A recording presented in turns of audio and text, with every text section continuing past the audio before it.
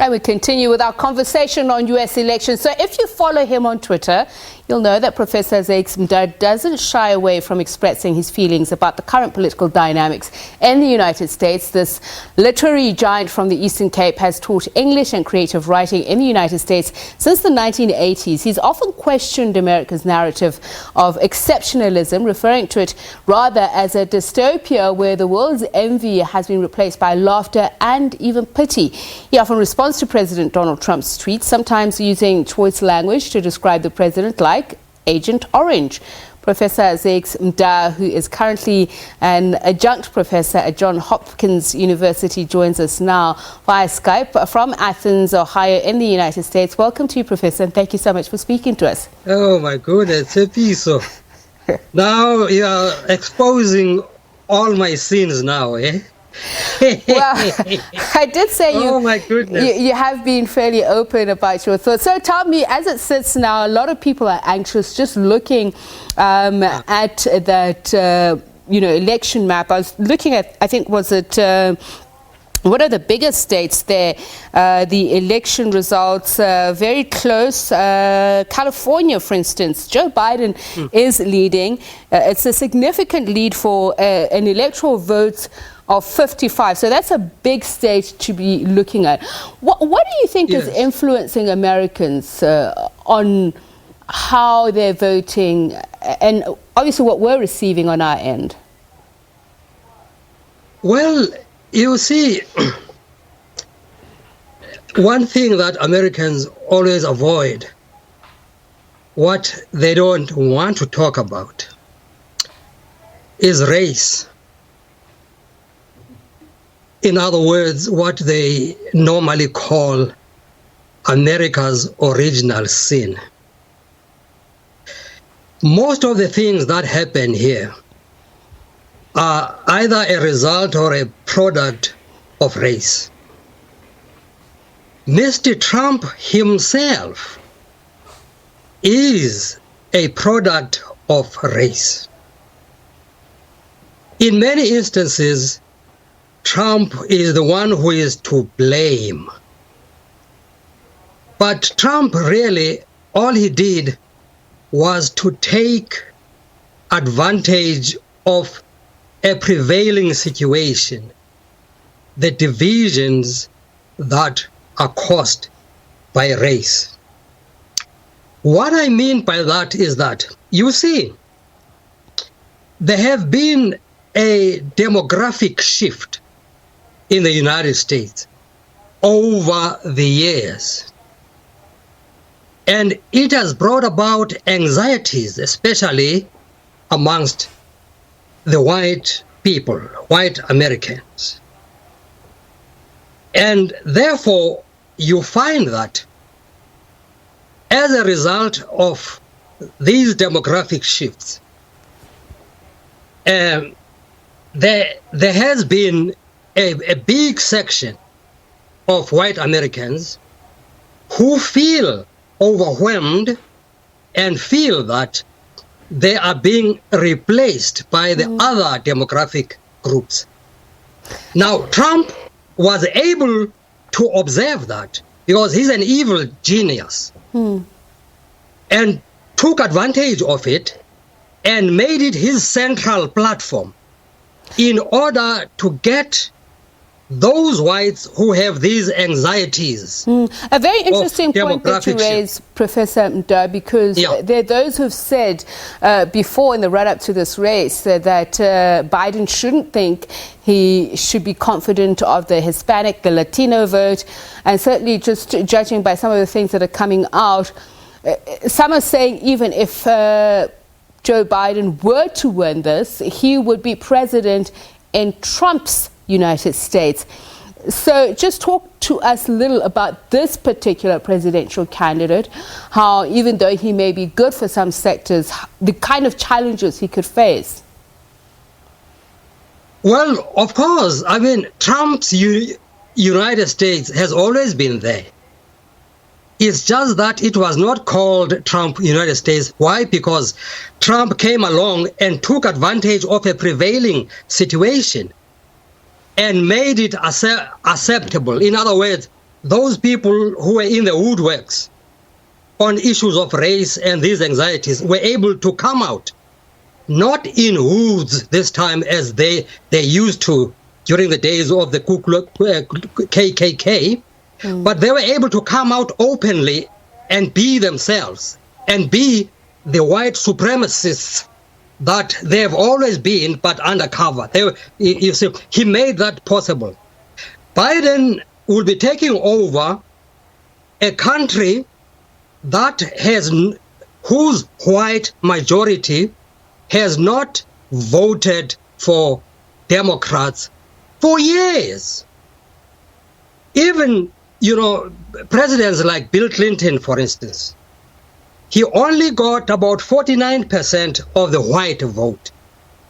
He won the presidency because of the other demographic groups, the blacks, the Hispanics, and so on. And all the presidents, the presidents from the Democratic Party who followed after that, always received a minority of white vote. Obama's second term, for instance, only 39% of white people voted for Obama. He only became president because of the other demographic groups, the African Americans and the Hispanic people. It will be the same with Biden, of course. Even Biden, who I think is going to win. It looks like he is going to win. But he is not going to get the majority of the white vote. And it's interesting that you should say that, Professor, because I'm looking at a state like Arizona right now. It is likely to be won by Biden, but by a very, very small margin. And I'd want you to reflect on that. Your experiences, having been there for so many decades, how things have changed up until now. As you say, there's a great deal more radicalism, nationalistic radicalism. White nationalism, yes. Yes, that boils down to that racism, white supremacy.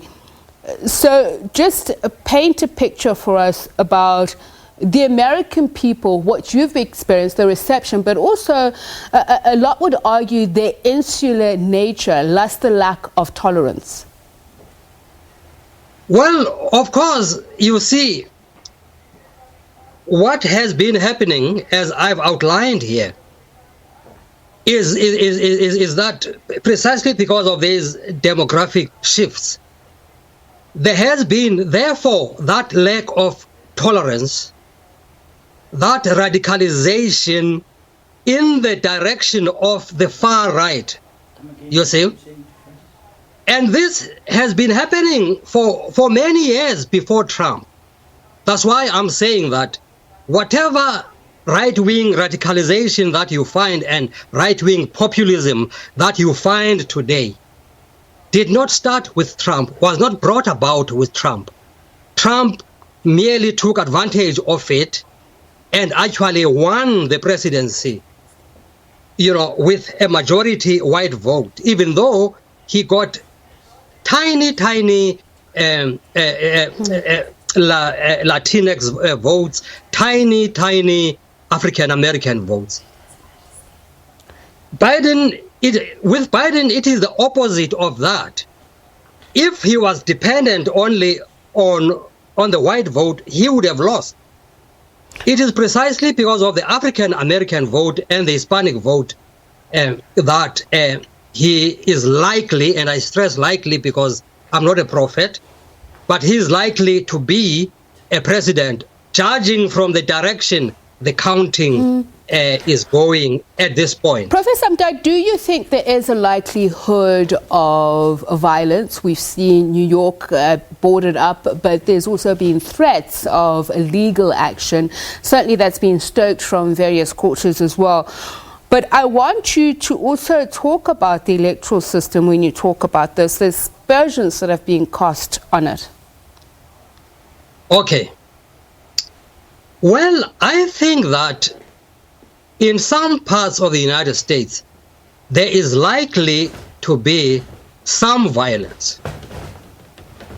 Precisely because the Republicans, or maybe let me say Mr. Trump and his followers, have actually riled up their base.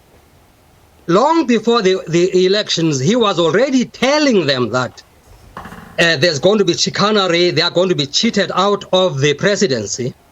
Why? Because he could see already that he was going to lose.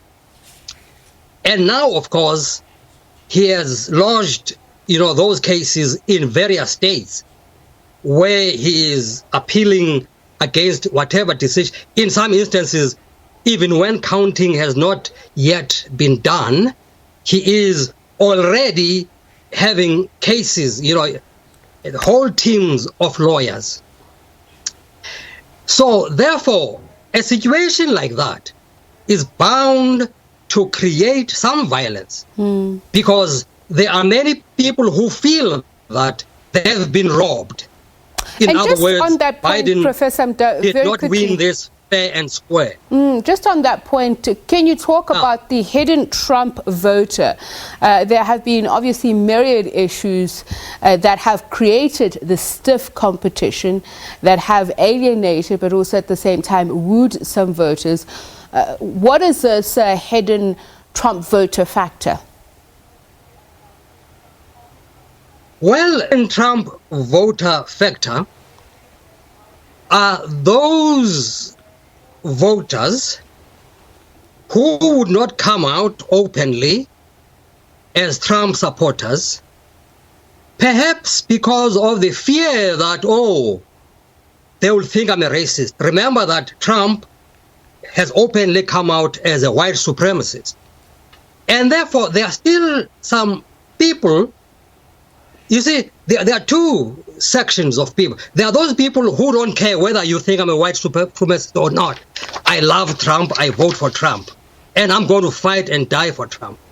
But there are those who still feel that I don't want to be seen as a white supremacist, but I feel that I'm in support of what Trump stands for and his protection of white privilege, and therefore I'm not going to tell anybody I'm going to vote because the vote is my secret anyway. You see that? Unfortunately, we have come to the end of this conversation. What a pity that we can't talk further, but it's always a pleasure. Thank you very much, Professor Zakes Mda. He's an adjunct professor at Johns Hopkins University and Professor Emeritus of English at Ohio University.